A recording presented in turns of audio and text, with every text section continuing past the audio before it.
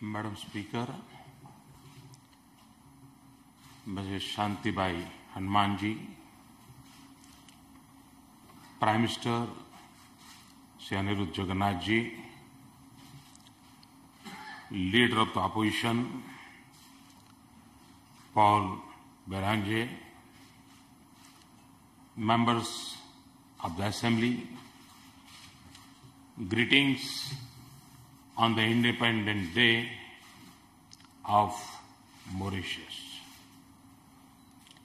It is always a great honor to speak to a National Assembly, but it is truly special to do so in the Assembly of a people with which we share the deepest bonds of history and culture, and of a nation that we are proud to call a friend and a partner. To be here with you in this Assembly on your National Day is a blessed moment for me. On Independence Day, we not only celebrate liberty, but also remember the struggle and sacrifices that gave birth to freedom. Today is also a special day in the history of India's freedom struggle.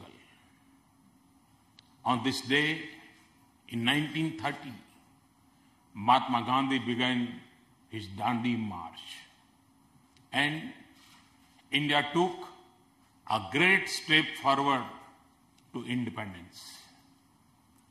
Your National Day honors Mahatma Gandhi, and it forms a deep bond of emotion between our two countries.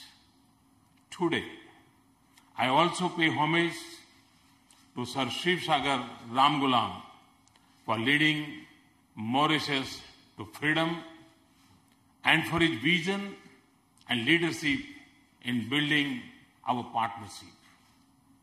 I stand here today not just in celebration of our relationship, but also in admiration of your achievements. There are many countries that have seen the joys of freedom fade into the gloom of lost direction. In Mauritius, though, the hopes and promises of independence have become brighter by the passing day. Mauritius has stood as a bright beacon of democracy. This is a nation of a little over 1 million people of huge diversity living in great harmony. It is a nation that has lived up to the words of its national anthem, "One nation, one people, in peace, justice and liberty." It is a nation moving firmly on the path of prosperity. I have always admired how Mauritius has made smart choices and encouraged hard work and enterprise. It has gone from an agricultural economy to a middle income and diversified economy, tapping the opportunities in textile and tourism, and now to offshore finance and information technology. Generations ago, people from India charted an unknown course to an uncertain new life in an unfamiliar world. As they built their lives, they lived on the memories of Himalaya and Ganga through the rituals of Shivratri and Kavedi, the colors of Holi and the joy of Eid. Through songs that welcomed the rains and dances that celebrated the harvest. Today, they are proud citizens of Mauritius, thriving in the dynamism of their country, contributes to its success. The island contrasts with the beauty of the preserved beliefs and culture. Yet, they blend easily into a way of life that has been formed by the winds and waves from different parts of the world. This morning, I went to Ganga Talab. I felt a personal connection that comes from the banks of Ganga in my parliamentary constituency, Banaras. And I understood the powerful links of heart that have endured time and distance in this magnificent land. Today, these links from the firmest foundation of our relationship. They have created goodwill and warmth rarely seen in international relations. They have built an unbreakable chain of trust between us. Today, we are equally proud to have a relationship that speaks of the needs of our time. We relate to each other from the comfort of our shared democratic values. We are partners in our economic progress. We shoulder our shared responsibility to advance security in the Indian Ocean. We speak in one voice in the cause of developing world and the future of our planet. I see Mauritius as a leader in the Indian Ocean community and as a bridge to Africa. Your leadership is helping promote Hindi in the world. India thanks you for hosting the World Hindi Secretariat. Madam Speaker, this is the wealth of our inheritance. This is the richness of our partnership. Last year, we had democratic transition in both countries. There are two things that are similar to both. After a long time, a single party won absolute majority in both countries. And in both parliaments, it's very interesting. In both parliaments, I have the honor to say, Madam Speakers.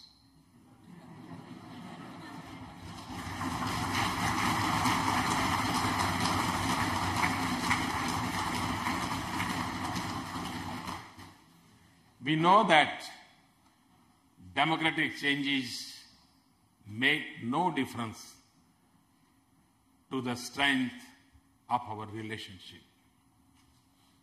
What we now have, though in both nations, is a stable platform to speed up economic development. Over the last 9 months, we in India have moved with a clear vision of inclusive development. We have acted with speed, resolve, innovation, and boldness to increase economic growth, reform for our economy, and transform the lives of our people, and create opportunities for the most excluded youth the remotest farmer and the farthest villages. I am confident that under Prime Minister Jugnauth, development in Mauritius will become more impressive. And I can assure you that, as always, we will be with you in support of your efforts and in joy for your success. Yesterday, I told Prime Minister Jugnauth that we understand the importance of the offshore banking sector for your economy. We are conscious of its dependence on India. We will work together for our shared objective to avoid the abuse of our double taxation avoidance convention. I thank you for your support, but I also assure you that we will do nothing to harm this vibrant sector of one of our closest strategic partners.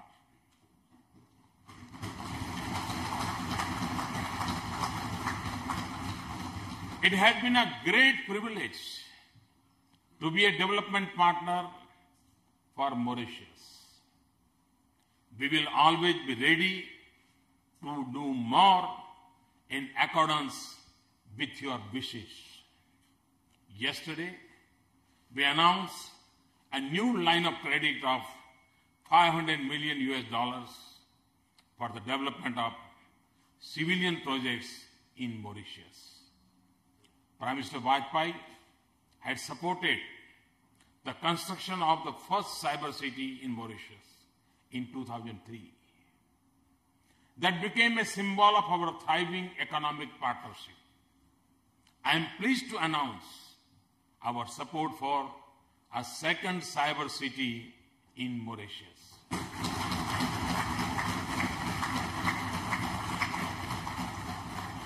While we are on the subject of information technology, the e-health project in Mauritius is a laudable initiative, and we would be happy to support its development.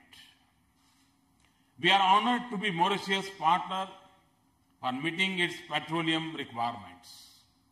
We are embarking on a new project to build the petroleum storage facility here. This will further strengthen the position of Mauritius as a regional economic hub. Mauritius has shown great vision in the development of its ocean economy, from fishing to tourism. India is also highly dependent on the seas. We are seeking to develop our marine economy and discover new possibilities. We are doing this in a sustainable manner that preserves the delicate ecosystem of our oceans. Indeed, the oceans hold vast potential to advance our prosperity and meet the challenges of the world. That is why I consider the blue chakra in our national flag as a symbol of blue revolution. Just as saffron represents energy revolution, white the milk revolution, and green the energy revolution, this offers a great opportunity to cooperation between our two countries. We can learn from you. Together, we can better understand our marine ecology and the new opportunities. We can improve our ability to pursue more sustainable practices.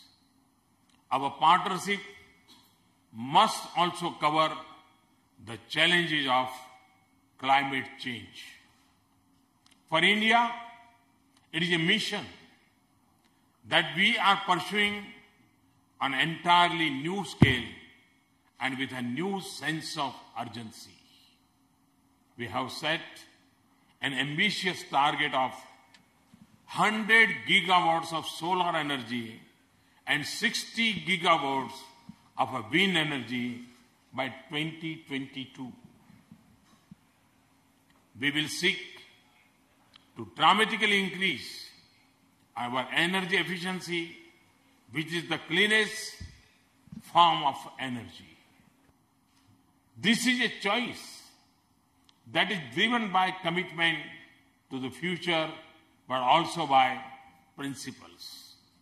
And for me, it's an article of faith. We are the inheritors of an ancient tradition and wisdom that elevated preservation of nature to a sacred duty, that worships earth as a mother and that treats reckless exploitation of nature as a crime. Mauritius has been a leading international voice on climate change, not just as an advocate for island states, but for the sake of our collective future. We look forward to working with you for a more resolute global action against climate change. We can pursue our dreams of a sustainable and prosperous future if we are confident about peace, security, and stability in our world. For India and Mauritius, our destinies are linked by the currents of the Indian Ocean. Our security partnership has been a strong pillar of our relationship, and it has stood the test of time. It is founded on unmatched mutual confidence and trust. It is rooted in the responsibility to each other that comes naturally from our friendship.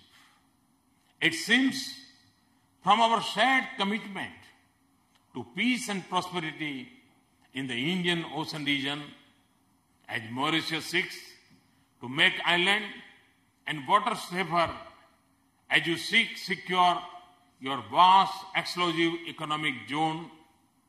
We will always there for you. We will deepen our cooperation, and we will also do everything we can to strengthen your own capabilities. Later today, I'll have the honor to commission the Barracuda into the service of your National Coast Guard. Today, proudly flying the flag of Mauritius, she will sail as a symbol of our partnership. India is grateful for the faith you have placed in us. And as Mauritius assumes greater responsibility for securing this part of the Indian Ocean, we know that our region will be a safer place. But we share a broader vision for lasting stability and prosperity in the region.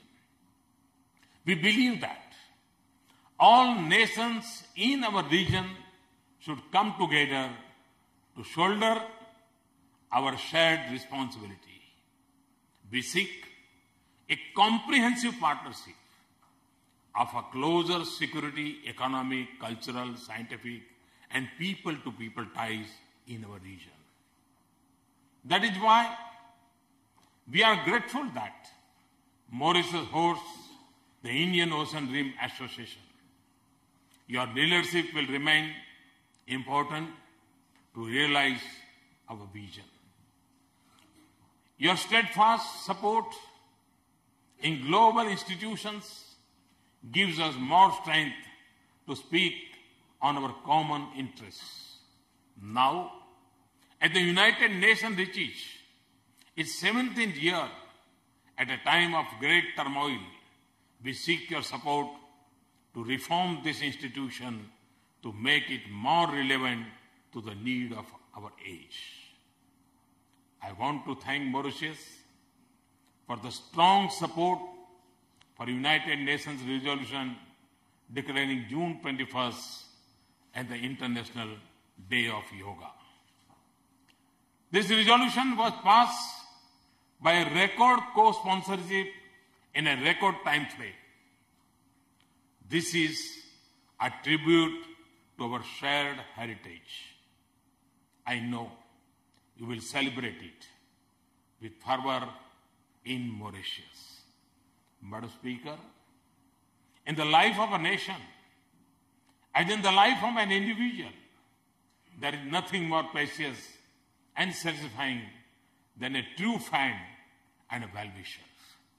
Nothing more comforting than his embrace, nothing more valuable than his trust, nothing more reassuring than his support, nothing more enriching than his partnership. So, we are blessed to have your friendship. And I always say that if there is a one country that has full claims on us, it is Mauritius.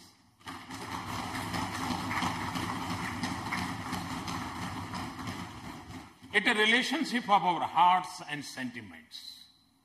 It will never be limited by boundaries. To be in India, we'll do everything to nurture it. This relationship will always be a source of great joy and strength to our two countries. And it will also be of immense value to our region and our world. Thanks for this honor, and thanks to everybody. And again, I wish my best wishes on this National Day. Thank you very much. Narendra Modi qui a souligné les liens étroits, historiques et culturels entre Maurice et l'Inde.